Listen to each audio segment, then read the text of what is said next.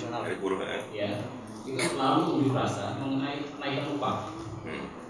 Apakah dia termasuk orang-orang yang tidak bersyukur? Yang kedua mengenai orang tua. Orang tua itu tadi Bapak Kiai bilang ada 3. 1 orang tua yang kandung, 2 mertua, 3 adalah guru. Nah, bagaimana dengan sebagian orang yang mengangkat anak dari bayi lahir, jadi dia punya anak, mengadopsi? Apakah statusnya seperti itu? Wajib kita hormati atau bagaimana? Statusnya seperti bagaimana itu menurut Islam? Ya.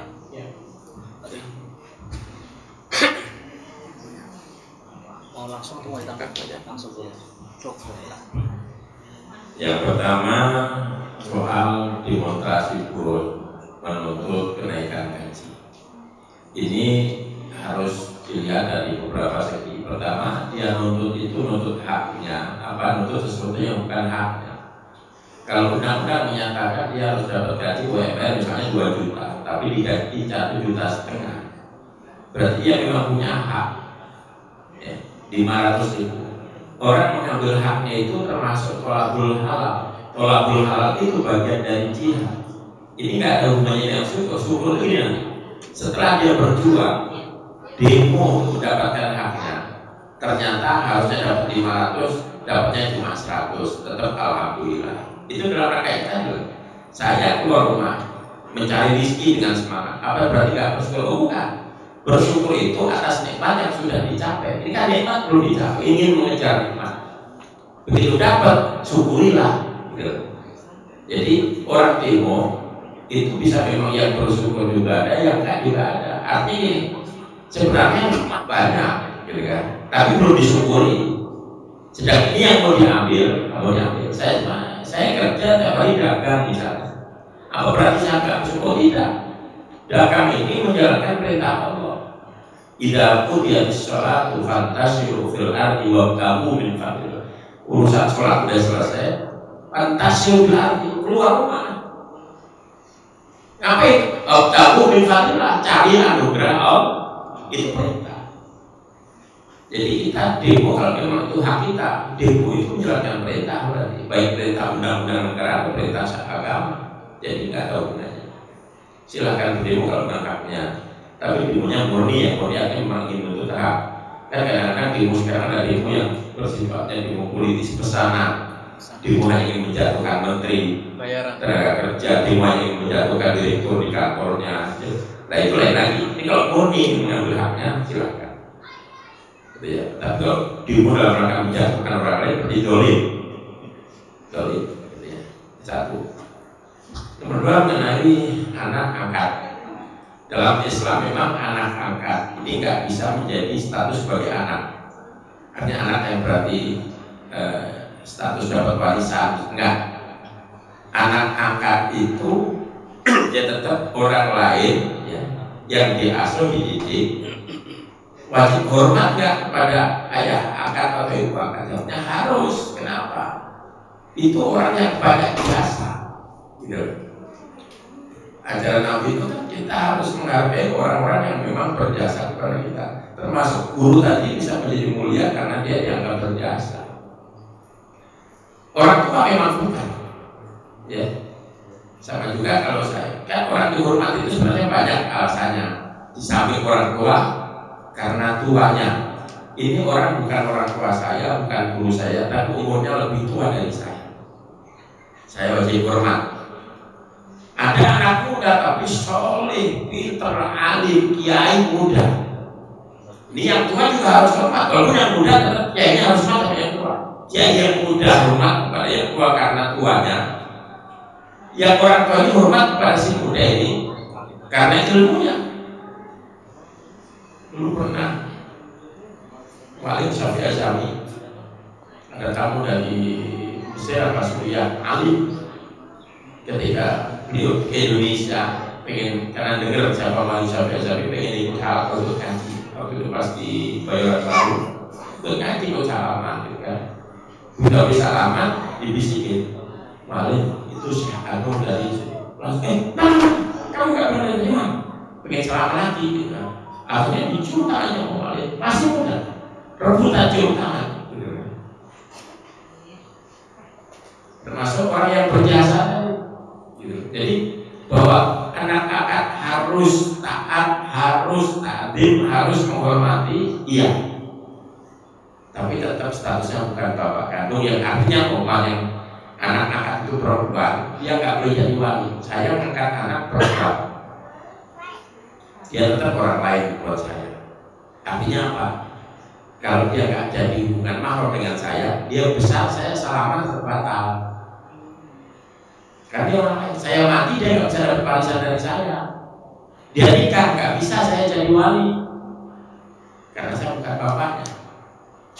Gimana? Kalau misalnya saya sudah kayak anak sendiri, ya udah sebelum saya meninggal saya hibah dulu aja, nggak apa-apa hibah. Kalau saya mati dia nggak dapat warisan.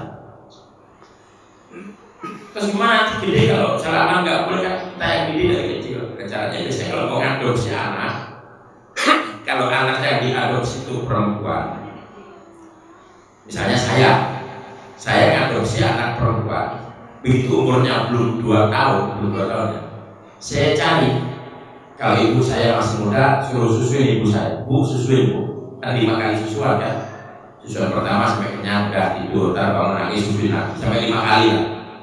Ya, minimal 5. Kalau nggak taruh aja seminggu di situ dipikirin ibu, karena ibu masih menyusui punya anak kecil. Kalau disusui ibu saya berarti ini anak jadi saudara satu susuan dengan saya, nggak batal. Atau saya cari ponakan saya, ponakan yang menyusui. Kalau dia disusui ponakan saya berarti jadi anaknya ponakan saya, yang berarti cucu saya, nggak batal juga. Atau saya cari empok atau adik saya, kakak saya yang masih susui itu anak perempuan tuh. Orang kalau disusui kakak saya berarti jadi ponakan saya. Jadi kan itu kalau perempuan. Kalau dia laki-laki nyusunya kepada saudara istri. Saudara istri siapa atau ponakan istri yang menyusui, tolong susuin. Dirimin aja seminggu di situ. Kalau disusui adiknya istri berarti ponakan istri. Kalau dia laki-laki nanti mau kemana-mana apa itu mahram. Anak perempuan yang sudah saya suruh-suruhin ponakan saya jadi cucu saya. Jadi kemana-mana saya pergi berduaan di mobil nggak dosa. Karena kalau saya setua pun nggak batal. Itu hanya kali biar tidak batal. Saudara istri atau saudara? Kalau yang di akad itu yang diadopsi anak perempuan, nyusunya ke keluarga suami. Kalau yang diadopsi laki-laki, nyusunya kepada saudara istri.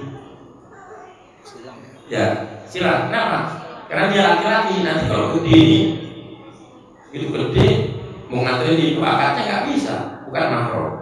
Biar jadi mahram, disusukan. Jadi silang kalau perempuan ke keluarga suami kalau laki-laki. Ini, tapi tetap ini tidak membuat dia seperti orang tua kandung, nggak bisa juga. Karena ini tidak bisa menjadikannya untuk mendapat warisan, tidak sekedar bakal dan tidak ada. Nikah juga nggak bisa, karena susu boleh. Rusak nggak bisa. Yang bisa jadi wali nikah itu wali biologis, wali nasab. Yang lain silakan.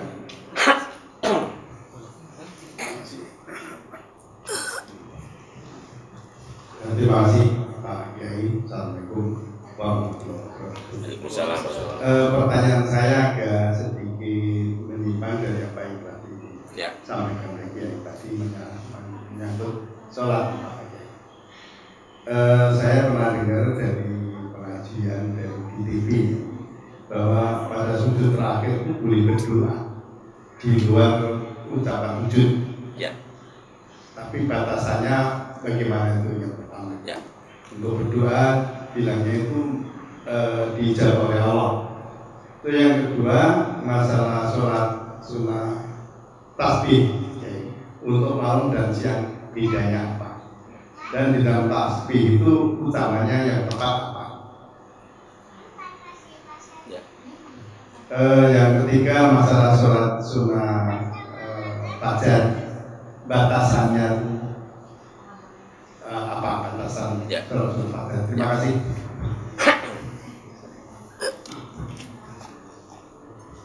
Yang pertama apa tadi?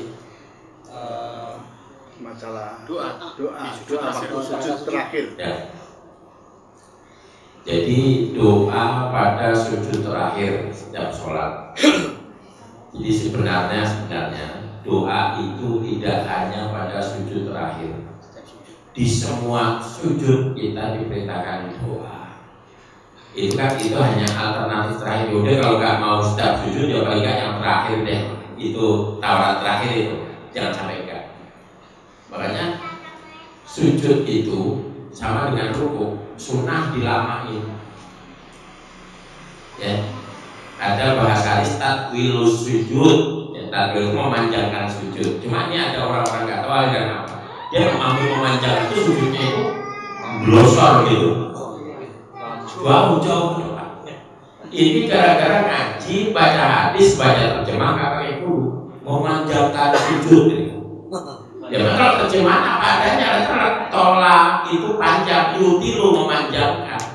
Kan yutilah memanjangkan sujud, artinya sujudnya itu sampai mentok pantatnya yang di depan, kakinya kena kepala yang belakang. Ini ngaji di mana? Ini ngaji yang ngerti bahasa Arab. Tolak dalam bahasa artinya bisa panjang, bisa lama. Kayak tulus zaman, waktunya panjang. Waktu panjang itu artinya apa? Lama. Ini yang perlu saya katakan dulu. Jadi tulus sujud artinya melama-lamakan sujud, itu sunat. Bukan tidak yang di depan itu losor, bukan. Ya, salah itu salah memahami hadis. Jadi kalau mau doa, doalah di setiap sujud. Itu salah satu posisi di mana doa memang sangat mudah dikabulkan. Hadisnya aqrabuma yaqulul abdu min rabbi fa huwa sajid. Posisi paling dekat, posisi hamba paling dekat dengan Tuhannya, yaitu posisi sujud. Misalnya tahajud, setiap sujud itu minta. Boleh dalam bahasa Indonesia? Bahasa Indonesia tidak boleh. Ya, ini istimewa bahasa Indonesia nggak boleh. Kecuali itu ada doa itu diajarkan Nabi dan dia nggak bisa dengan bahasa yang lain. Ada yang mengatakan boleh. Tapi tetap kalau nggak bisa doa pakai bahasa Arab, doa dalam hati. Doa dalam hati, ya. Allah itu tahu hati kita berdoa apa enggak, hati kasudun Allah tahu. Jadi sujud dilamain sambil berdoa dalam hati.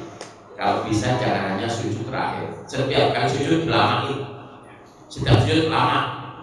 Misalnya sujud pertama setengah jam, sujud kedua setengah jam. Jadi sujudnya aja 1 jam. Misalnya. Kalau sendirian, Ya ini kalau sendirian jadi imam jangan. Jangan pada tuntut nanti.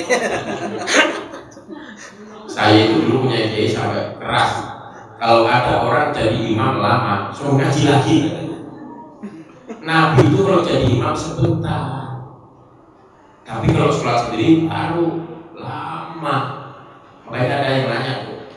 Saya lihat wali itu kenapa sih kalau ceramah jarang keluarin hadis, Quran, dan itu doanya pendek banget kayaknya. Hanya Quran yang pendek itu jelasin. Jadi begini, kiai itu kalau ibaratnya tentara jenderal, nggak perlu ngomong dalilnya baris berbaris, jenderal itu ngomong konsep. Kiai yang disampaikan itu hasil pengalaman spiritual, perjalanan spiritual beliau mengamalkan Quran hadis, apa yang beliau rasakan dari saudara itulah yang disampaikan. Masa kiai jenderal masalah bicara hadis Quran? Itu pertama. Kenapa doanya kok kayak di TV itu sampai pada nangis gitu? Kiai itu kalau mau nangis malam bukan di depan TV, itu beneran. Kalau di TV itu kalau nggak bisa nangis nggak dibayar, dia nggak diundang lagi besok. Karena TV-nya nggak dapat iklan. Itu memang kalau TV harus nangis biar dapat iklan, biar besok diundang lagi, dapat amplop lagi. Kalau kiai yang ikhlas nggak doa yang Allahumma robbana yang untuk selesai.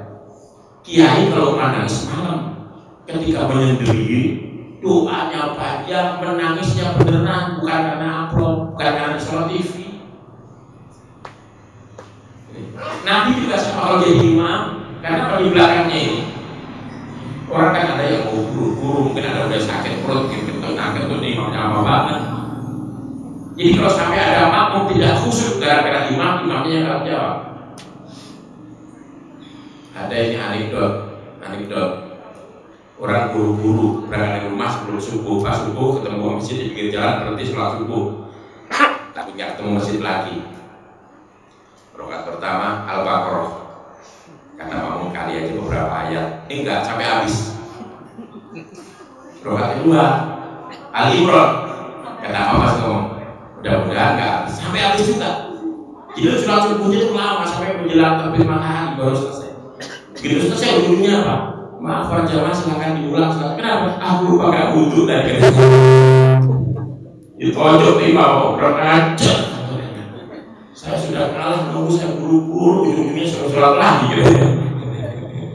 Enggak, memang itu kalau jadi imam jujur jangan lama-lama. Tasbih 3 kali subhanallah bihamdi subhanallah cukup. Tapi kalau sholat sendiri tahajud malam sholat sunat silakan. Lama itu hak Anda bersama Allah. Justru kadang-kadang terbalik. Kalau sholat sendiri ada orang cepat banget ya. Jadi imam aja ya pelan-pelan diliukin apa dilama-lamain. Kebalik kalau mau lama sendiri. Itu pertanyaan pertama. Nomor 2 masalah sholat tasbih siang dan malam apa dan tasbih itu walaupun hadisnya dianggap katanya hadisnya nggak kuat, tapi nggak apa-apa orang sholat kok ya. Gak ada hadisnya pun ya, sholat gak apa-apa. Sholat tasbih itu kalau kita baca di Fathul Mu'in itu kalau bisa sehari sekali, kalau nggak bisa seminggu sekali, kalau nggak bisa sebulan sekali, kalau nggak bisa setahun sekali. Pilih jamaah hari ulang tahun misalnya, atau hari ulang tahun pernikahan misalnya, tahajud berdua, sholat tasbih berdua suami istri misalnya. Nggak bisa setahun sekali, seumur hidup sekali. Artinya jangan sampai mati nggak pernah sholat tasbih. Apa bedanya siang dan malam? Tasbihnya sama, setiap rakaat baca 75. Subhanallah, alhamdulillah, wa la ilaha illallah, Allahu akbar, subhanallah, alhamdulillah, wa la ilaha illallah, Allahu akbar. Ya, 75 kali. Itu caranya ada beda-beda ya, jelas. Nah, bedanya siang dan malam. Kalau siang sebaiknya langsung 4 rakaat. siang 4 rakaat. Nggak pakai tasawuf awal ya. Rakaat pertama langsung berdiri, rakaat kedua langsung berdiri, rakaat ketiga langsung berdiri, rakaat 4 baru tahiyat. Dan kalau malam yang bagus 2 rakaat salam. Gitu. Terus perjalanan terakhir. sholat fajar. Nah, ini juga banyak yang salah. Namanya memang sholat fajar. Itu ada yang memahami sholat fajar itu sholat menjelang terbit fajar. Salah. Sholat fajar itu sholat subuh. Kalau sholat sunat fajar, sholat sunat qobliyah subuh. Ini kadang enggak. Sebelum subuh ada sholat sunat al-fajri, habis adzan sholat lagi. Salah. Sholat sunat fajar itu sholat yang dilakukan antara adzan dan sholat subuh. Qobliyah subuh ya. Jadi batasannya apa ya? Batasannya itu sebelum subuh. Sebelum sholat subuh. Ya, sebenarnya yang bagus sebelum sholat subuh, yang bagus. Tapi seandainya saya bangun kesiangan, saya sampai musola, imamnya udah mulai jamaah gimana? Ikutlah jamaah subuh. Habis sholat subuh kita berdiri untuk sholat qobliyah subuh. Ini kalau bapak lakukan di tempat umum yang banyak nggak tahu diprotes dulu. Habis sholat subuh sholat apa lagi ya? Kenapa ya? Kalau dia nanya gitu, ayo ikut saya ngaji di Al-Firdaus. Jadi habis sholat subuh masih boleh sholat qobliyah subuh. Karena yang namanya qobliyah subuh, kayaknya qobliyah subuh, qobliyah apapun itu waktunya masuk bareng dengan masuknya sholat fardu dan habisnya pun bareng. Artinya qobliyah maghrib itu waktunya belum habis kalau waktu maghribnya masih ada. Qobliyah isya itu masih belum dilakukan meskipun sudah sholat isya, asal waktu isyanya masih ada. Hanya sebaiknya namanya qobliyah dikerjakan sebelum fardu. Kalau nggak sampai kayak tadi sampai masjid belum qobliyah isya, ternyata sudah jamaah isya di masjid, gimana? Ya udah ikut aja sholat isya, nanti habis sholat isya sholat qobliyah isya.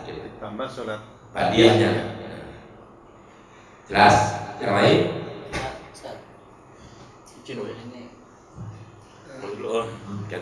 Assalamualaikum warahmatullahi wabarakatuh. Salam. Sampaikan bahwa sholat pada surat panjang ketika sholat sendiri, kalau berjamaah imam bisa pendek.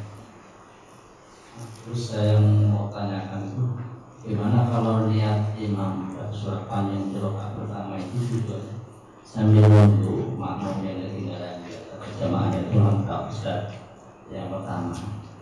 Kemudian yang kedua, pernah di durasi khutbah sholat Jumat itu kan sering ada khutbah lama, ada juga yang pendek. Ketika khutbahnya lama itu sholatnya saya pernah dengan seorang kiai, sholatnya harus lebih lama dari khutbahnya. Yang benar mana? Jadi kalau khutbahnya jangan 5 menit atau 4 jam, di sholatnya tadinya mengimbangi ayatnya lebih dari 4 jam ini. Kita bisa tanyakan. Assalamualaikum warahmatullahi wabarakatuh.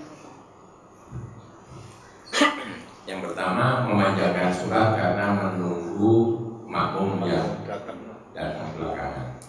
Jadi begini, nanti kalau kita ngajinya sampai babnya, yang disunahkan ditunggu itu justru makmum yang sudah kedengeran masuk ke masjid. Makmum yang sudah kedengeran lagi wudhu, itu boleh ditunggu. Dan nunggunya nggak boleh pilih-pilih. Ini suaranya mertua saya tungguin. Ini kan suara apa sebetulnya nggak usah. Nggak boleh. Nunggunya karena Allah.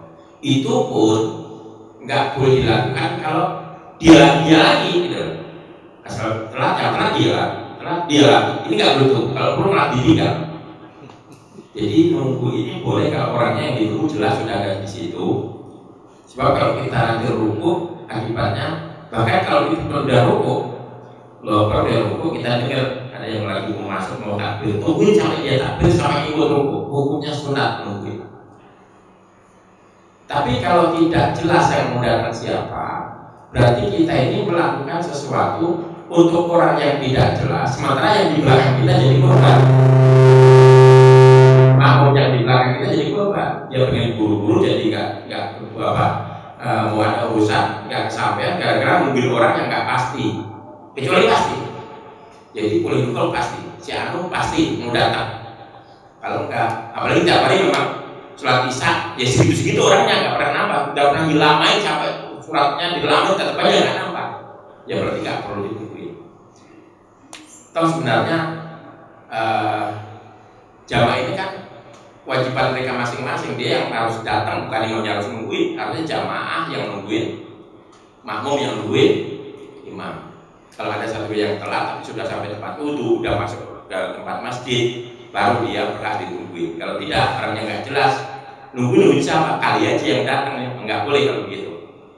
Ya, tentu pendek ini bukan berarti terlalu pendek juga, ada ukurannya, jangan terlalu rutin juga. Orang juga harus dilatih untuk sholat dengan baik. Misalnya jangan mentang-mentang pendek selalu kuliah kulhu itu nggak mendidik juga. Artinya standar wajar lah, jangan terlalu panjang. Ukurannya apa? Ukurannya ya musola sekitar kita, masjid sekitar kita. Gitu. Termasuk lagi yang saya nggak tahu, saya kalau baca di Fathul Mu'in atau Syafi'i, setengah Al-Baqarah itu mungkin ada sekitar berapa lembar kan itu, banyak. Itu masih kalah bagus dibandingkan kuliah yang pendek tapi utuh. Membaca surah pendek tapi utuh lebih bagus daripada Al-Baqarah tapi hanya sebagian, satu halaman taruh. Kecuali di masjid itu memang kalau sholat kan hafid Quran, jadi ada Quran atau imamnya hafid Quran. Mungkin hari ini dapat 1 juz, besok terusin juz kedua, besok itu nggak apa-apa, dipotong-potong surahnya. Tapi kalau enggak, misalnya sekarang pakai surat ayat kursi, besok ayat kursi lagi, mendingan kululwahan pendek daripada ayat kursi, ya tapi nggak selesai satu hal, gitu. Itu kata Imam Syafi'i. Kemudian tadi yang kedua, Taufik. Ya, durasi. Oh ya. Jadi gini, beberapa menit orang khutbah ini sebenarnya kembalinya al-adah muhakamah, kembali kepada kebiasaan. Kalau yang saya lihat hampir di mana-mana ya, itu selalu khutbah jangan lebih 20 menit khutbahnya ya. Artinya boleh lebih maksimal sampai setengah jam. Artinya apa? Kalau di sini, apalagi di kantor-kantor di Sudirman Tamrin itu, saya khutbah sampai lebih setengah jam, pasti ada yang teriak di belakang. Kenapa? Dia waktu istirahatnya terbatas cuma 1 jam. Habis itu harus makan siang, harus ini, harus itu. Gitu. Kalau saya khutbahnya aja 1 jam, belum sholatnya, kapan dia makan, kapan dia istirahat. Jadi disesuaikan. Jadi panjang pendek itu secara khusus nggak ada ukurannya dalam agama berapa menit, tapi kembalikan kepada kebiasaan daerah itu. Nah, sholatnya harus 2 kali lipat. Nah, ini yang saya belum pernah baca, mungkin ya. Cuma gini, bacaan surah dalam Jumat itu kan sudah ada dari Nabi. Sebaiknya itu yang dilakukan. Kalau itu meskipun ada orang merasa kepanjangan, tetap pakai itu. Surahnya Sabihis sama Al-Ghasyiyah. Al-Kata Kahadi Al-Ghasyiyah itu surat paten yang dilakukan Nabi, nggak pernah ganti. Kalau ada riwayat yang lain ya ada beberapa surat, tapi intinya walaupun ini panjang, bisa agak panjang. Ini karena memang sudah diajarkan Nabi, nggak boleh ditawar. Sebenarnya sholat 4 rakaat panjang nggak jangan ditawar. Kalau bisa 4 rakaat memang udah dari Nabi. Kecuali sholat yang memang Nabi ajarkan surahnya itu, yaitu sebaiknya. Walaupun boleh sholat Jumat pakai wadduha boleh. Ya. Atau mungkin karena mau baca Sabihis sama Al-Ghasyiyah, ini imam perutnya udah agak takut kentut, takut batal, akhirnya diganti agak pendek, ya nggak apa-apa juga. Tapi yang bagus tetap Sabihis dan Al-Ghasyiyah. Silakan.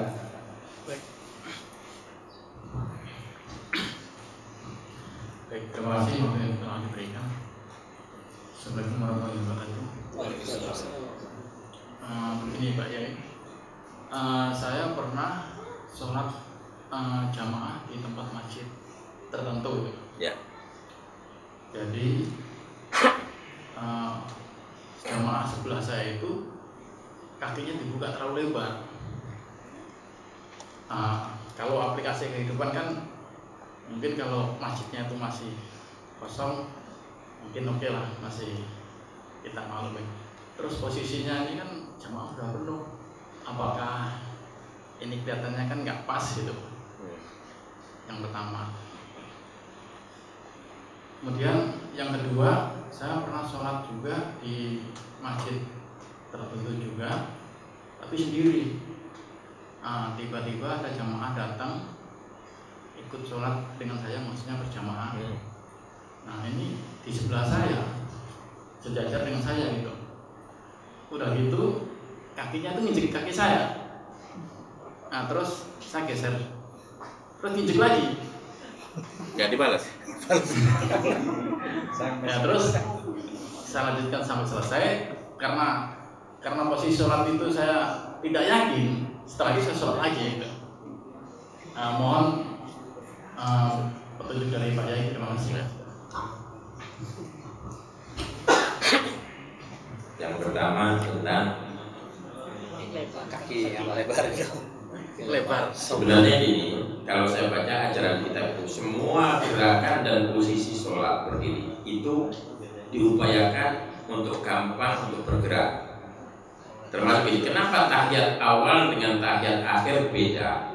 Karena kalau tahiyat awal masih mau berdiri dengan posisi duduk seperti itu lebih mudah berdiri daripada duduk kayak tahiyat akhir. Kayak gini mau berdiri agak susah. Lalu perintah Nabi duduknya duduk tawarka istiros. Istiros itu dudukin kaki. Ya itu kalau gitu posisi gini kalau mau berdiri lebih gampang. Gitu. Tinggal angkat gitu kan. Termasuk berdiri itu sebenarnya kalau dia kakinya apa tuh melebar banget, gagah gitu. Susah. Coba kalau mau rukuk mau sujud pasti dirapetin dulu dia, mau sujud dirapetin. Sebenarnya itu berangkat dari hadis perintah bahwa suruh rapetin. Jadi sawu sufu fakum gitu kan, ratakan dan rapatkan.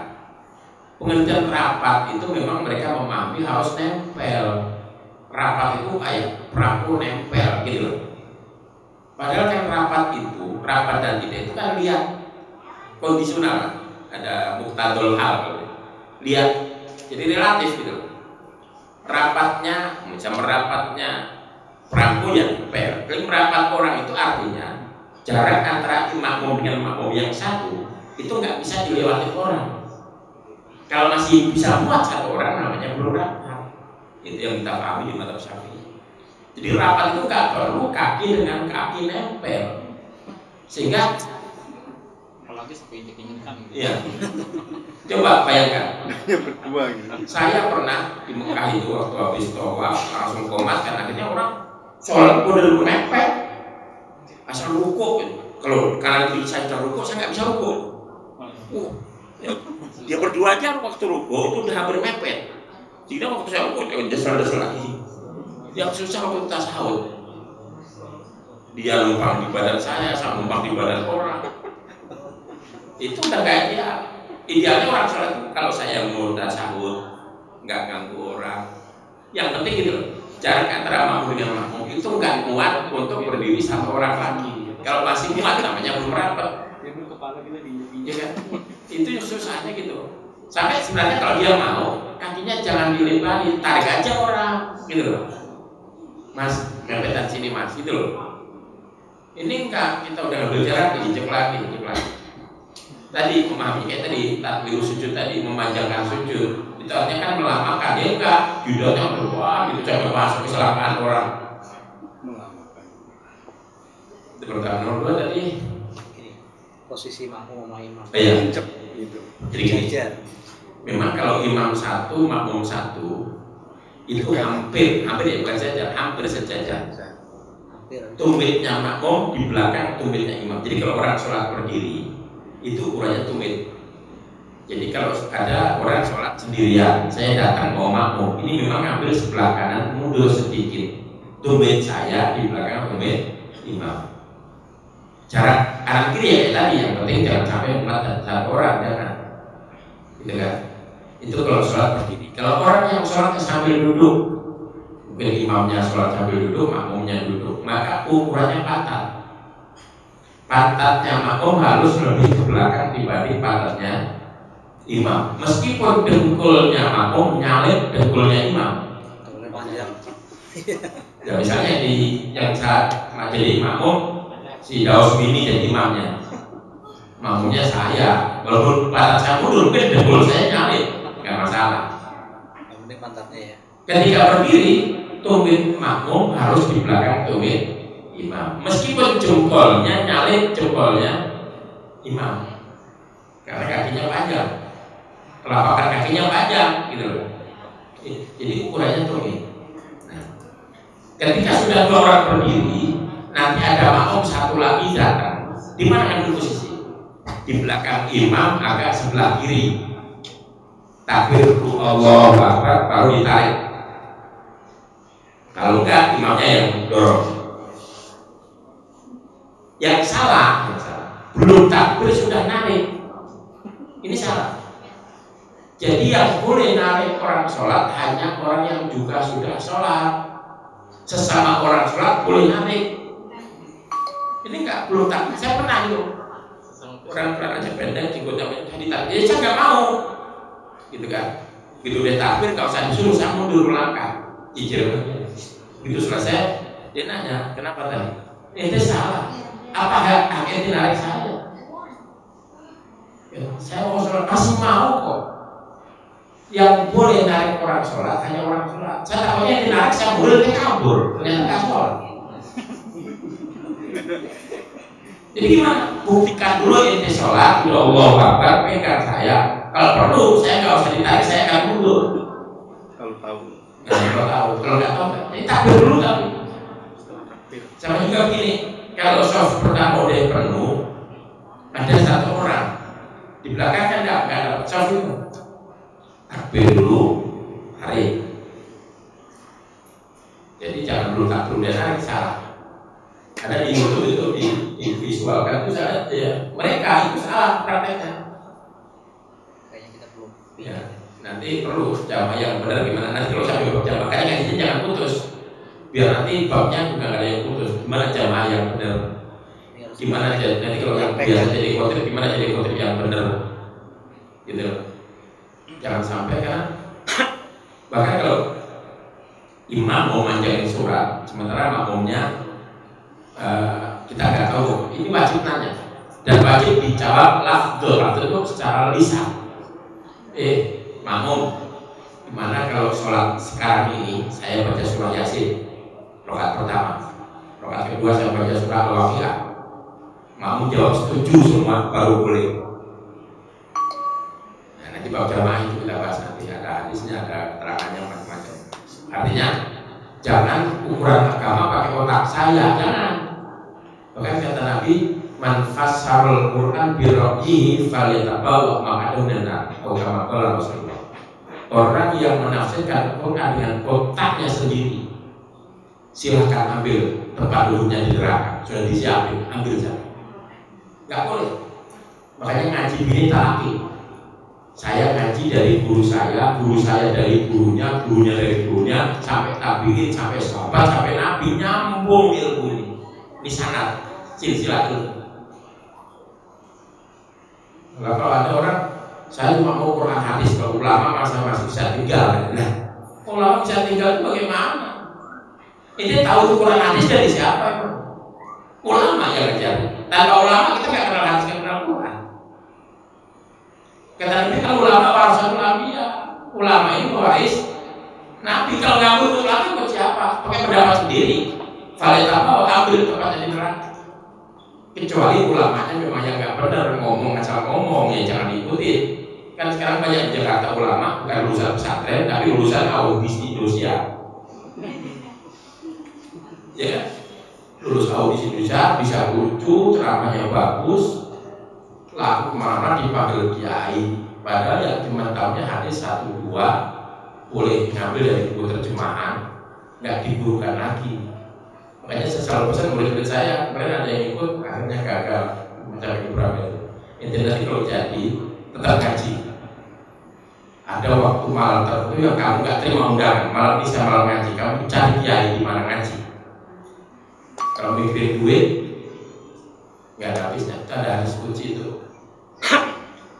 Kalau orang ridho dengan apa yang aku berikan ke Allah, aku bikin dia bahagia, jasmani rohaninya bahagia. Orang yang ridho terhadap pemberianku. Tapi orang yang nggak ridho, merasa kurang dan kurang, akhirnya waktu ngaji pun tetap nyari duit. Dari pagi sampai sore dia nyari duit sampai ini terus sampai jam 3, sampai nggak tahajud, nggak sholat. Orang seperti ini kata Allah dalam suci, orang ini akan dikerjai oleh dunia, akan tersiksa oleh dunia. Bukan kerja mencari dunia, tapi dikerjai oleh dunia. Ujung-ujungnya tetap yang dia dapat tetap apa yang sudah saya takdirkan. Artinya apa? Kita memaksakan gak ngaji untuk tetap nyari duit. Ingat dapatnya gak lebih ya segitu juga. Ente ngaji segitu, ente gak ngaji juga segitu. Jadi mana waktunya ngaji tetap ngaji. Saya ada jamaah kayak begitu jadi gojek dengan ngaji mana lagi narik katanya. Wah ini saya tanya udah berapa bulan gojek? 2 bulan. Nambah kaya nggak? Diam dia. Duit gimana? Sekarang gini, ikutin omongan saya 2 bulan ke depan nggak usah narik kalau waktunya ngaji. Berkurang nggak jatah ini? Setelah 2 bulan, 2 bulan gimana? Malah lebih banyak ternyata dapatnya. Begitu dia ngaji, dapatnya lebih banyak. Waktu nggak ngaji, 2 bulan dapat berapa? Sekian juta misalnya. Oke, sekarang coba ikutin saya. Kamu ngaji, jangan putus ngaji. Waktunya ngaji, mati itu HP. Jangan terima order. 2 bulan ini kalkulasi. Ternyata lebih banyak hasilnya. Artinya apa? Ya, ngaji. Seperti orang nyolong. Nyolong itu nggak nambah kaya. Nyolong itu ngambil haknya sendiri yang sudah ditakdirkan Allah. Kita ini nggak akan mati sebelum jatah kita habis. Setiap orang sudah dijatah oleh Allah. Saya jatahnya 2 triliun misalnya. Saya nggak akan mati sebelum ngabisin 2 triliun.